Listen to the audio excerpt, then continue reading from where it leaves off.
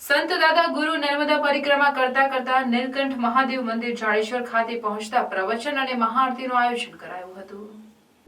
સંત દાદા ગુરુ નર્મદા પરિક્રમા કરતા નીલકંઠ મહાદેવ મંદિર જાડેશ્વર ખાતે પહોંચતા પ્રવચન અને મહાઆરતીનું આયોજન કરાયું હતું। નર્મદા પરિક્રમાનું અનેરું મહત્વ રહેલું છે, ત્યારે સંત દાદા ગુરુ નવેમ્બર માસમાં પાવન પરિક્રમાનો પ્રારંભ કર્યો હતો। જેઓ નર્મદા પરિક્રમા કરતા ભરૂચના જાડેશ્વર સ્થિત નીલકંઠ મહાદેવ મંદિરે આવી પહોંચતા તેઓના પાવન સાનિધ્યમાં નર્મદા મૈયા બા આરાધ્યરૂપી પ્રવચન તેમજ સાથોસાથ મહાઆરતીનું દિવ્ય આયોજન કરાયું હતું।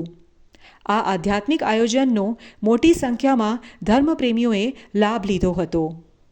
जिस पथ पर वो चलने से शंकर का प्रिय हो जाए, गुरु और गोविंद का प्रिय हो जाए, ये वही पथ है मां नर्मदा का, जहां चलने से शिव का प्रिय हो जाता है, शंकर का प्रिय हो जाता है। तो परिक्रमावासी भी वो शिव का प्रिय हो गया, और जो इस तट और पथ पर जन्म लेता है वो मां नर्मदा के तट का वासी भी, वो भी शिव का अति प्रिय है, वो शंकर का अति प्रिय है। आज पुनः भरूच से संवाद हो रहा है।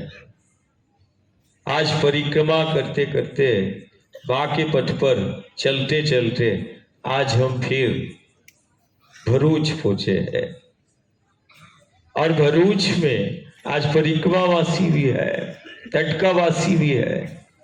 पहली भक्ति बताई गई, प्रथम भगति संतन कर संग।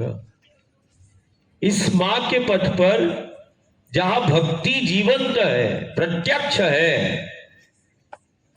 आज वो प्रथम भक्ति वो संत मूर्तियों को देखकर, ये भी भक्ति का प्रकार है जो कि आज बैठा हुआ है नर्मदा के तट पर।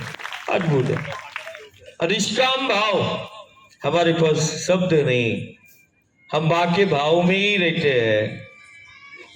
शब्द ब्रह्म, वो भी ब्रह्म है, वो शब्द रूपी ब्रह्म भी मौन हो जाता है जब निष्काम भाव की मूर्ति को देखते हैं, निष्काम सेवा को देखते हैं, तो वो शब्द रूपी ब्रह्म भी मौन हो जाता है।